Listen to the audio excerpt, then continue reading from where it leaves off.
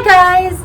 I am recording this a little bit earlier than you're actually seeing it because I am pretty busy this week, but I wanted to do a video that was less like ranty and sad and more like funny and happy and upbeat and more me. So I am coming to you with 5 intern stories that are actually true because I was a part of them. So in no particular order, I am going to give you these 5 stories, and I'm just going to say I love interns, I love residents, like please learn, just not on me right now. Some of these stories are kind of, well, I'll let you judge for yourself. A few years ago, I was in a doctor's office, and I don't have reflexes. And I told them that I don't have reflexes in my legs.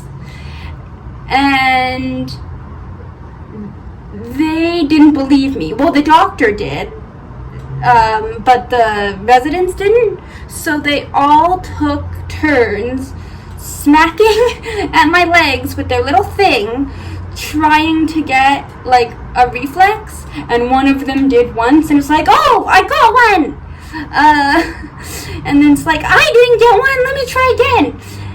And it seems like they forgot that like there's an actual person attached to this. So eventually they did stop, and I was like, okay, everybody can go now. Thank you, printer. More recently, I went to get a ingrown toenail cut down, and we decided that it was better for it to just be removed completely. And after discussing it with the doctor, okay, great. And I kind of figured that this was going to be what was going to happen. So I had YouTubed it and figured out the entire procedure and, how it should be done. So then he told me, oh, my resident is also going to help. But I figured, okay, well, she's being supervised by the doctor, so how horrible can it be? Well, they put the numbing in, and I told them that I didn't really feel a lot in my leg, but I still felt some. Come to find out that they didn't put as much numbing in as they really needed to, and they didn't wait as long as they needed to actually start. So they started, and I started to feel things, but I was just kind of like, okay, maybe that's just part of it, until they actually take I guess a little burner, and they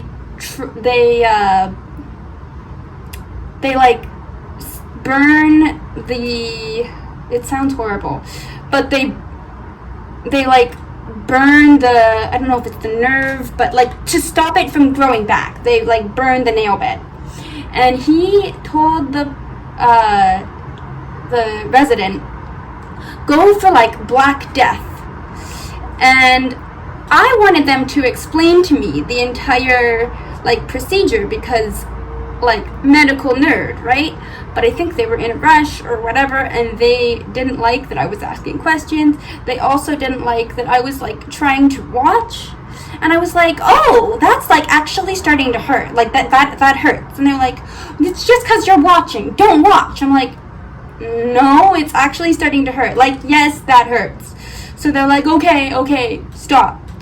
Well, we'll put in a little more numbing. And that is when they realized, well, they told me that they didn't put in as much numbing as they normally do. So maybe this would work then. So back to burning Mindy's nail we go. And she did not go for Black Death, but he said that was good enough. And they wrapped my foot. It came off in 5 seconds. I ended up rewrapping it, but it ends up after a month or 2, the freaking nail grew back. This is funny. Apparently I didn't have a heartbeat, but I was sitting there talking to this resident, So I was at my, who was it now? He was my orthopedic guy.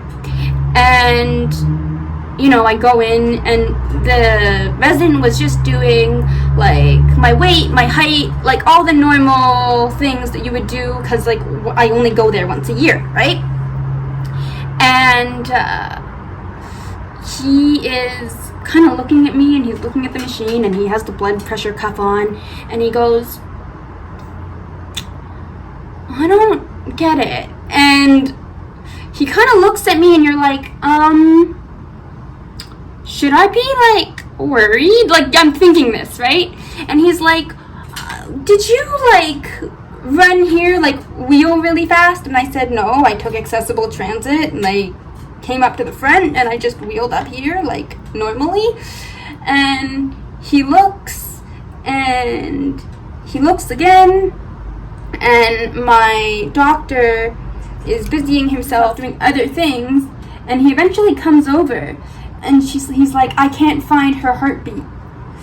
And he says, well, I'm sure she has a heartbeat, like she's talking to you. And so, you know, he puts his hand on my wrist, takes my heartbeat manually instead of using the machine, because that's what you would do when somebody's sitting there talking to you. And he just looked at the resident, and you know the look. That resident didn't come into the appointment. I never saw him again. Who knows what happened to him? I'm sure he made a good doctor somewhere. I was at a different doctor's office, and yeah, I've been to quite a few before I found my perfect doctor. You know who you are. I love you. I will never move. And I was at this other doctor, and I had come in for a couple of things, but I kind of knew I needed my ears cleaned out. But me, being me, thought, well, maybe I can just do it myself. So I took like a cotton swab. Now, do as I say, not as I do. If you need your ears cleaned out, go and do it at the doctor's office. Don't do what I did and think like, oh, okay, I can MacGyver this. Like, you know, this is not that hard. So, but I did anyway. So I took a Q-tip, and I'm like digging around in there, and it did make it better, but eventually it just started kind of bleeding just a little bit. So I was like, okay, that's not good. Let's go to the other ear and do it again. Because, you know, glutton for punishment or something. And I did it the second time, and there was a little bit of blood, but it didn't. I kept an eye on it, and it wasn't bad. So I went in and did the normal like checkup thing, and they were looking at everything, and the intern looked into my ear, and she goes, oh my god, it's a brain bleed, we're gonna need to do this and this and this, and let me get the doctor. So the doctor comes in, and she's like, what's going on? She has a brain bleed. I'm like, I don't think I have a brain bleed. I think I would maybe know. You know, like, been through lots of traumatic events. Like, I would probably feel different or something. And the poor resident, the doctor looks into my ear, says, no, that's dried blood. It's like, it's okay. She says, look again. So now I've got this resident like looking in my ear. She's, okay, look in the other one. No, she says, so then the doctor says to me, Mindy, did you happen to take a Q-tip and, you know, like dig around in there? And I was like, yes. Like, why lie? Like, she figures it out. She's going to anyway. I'm like, yeah. She's like, next time, just let us do it. I was like, okay. She's like, she's fine. And you could almost see the aww in the resident's face. And then the last one, and this is kind of funny and kind of sad, but when I was younger, I used to get a lot of like plantar's warts, and so this happened with me and my siblings. So we had like a dermatologist who we would go to, and she would give us this like freezing cream that was meant for like much younger kids. So she would just tell us, because we were in like high school at the time that this was like happening to us, just be prepared that it's going to hurt like tomorrow, because we just have it, like this is the kind of cream that it is, and we don't want the kids to associate the pain with the actual visit. So, okay, I go in there, and sure enough, there are many little, like, warts that are forming, I guess. And so I have my leg up, like, not really in a stirrup, but just like I'm holding my leg up. Back when I could actually hold my leg up with my own strength, like without my arm doing it. And she's looking in like this little microscope thing, and then she brings over one resident who takes a look, and then another 2 residents come over and take a look, and eventually there's like 4 or 5 residents around my leg manipulating it in different ways, and I'm like, excuse me, like, again, person attached to this leg, I'm not like a cadaver or anything. So at the end they did end up like they did like let me be so that they could do the procedure, and it was like completely okay. Sure, all of these residents now are great doctors, but now I don't have residents or like trainee doctors, interns deal with me, because it's kind of, I mean, I'm not gonna be like against it, but I'm kind of sick of being the like the guinea pig, the like circus animal that can be poked and prodded.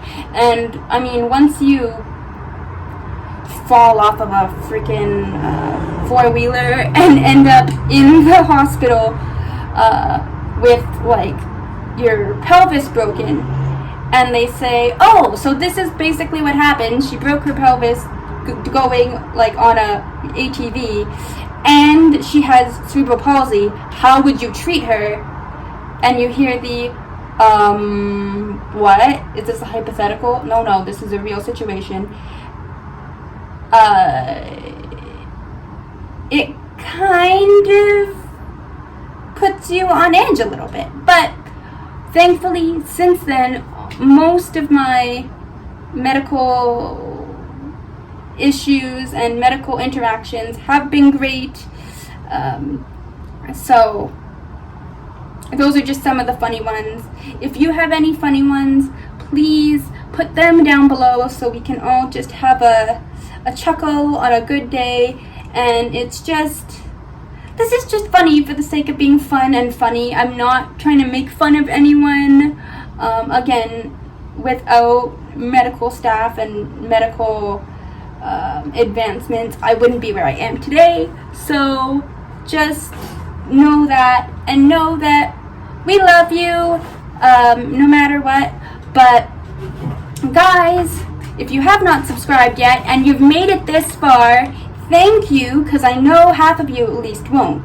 And subscribe to that to the channel by clicking that subscribe button. It is red, make it gray, and make sure you turn on the notifications so that you know when I post a new video. And I hope to talk to you guys soon. Keep pushing, and we'll see you in the next one. Bye bye. I think I have to rescue a cat now.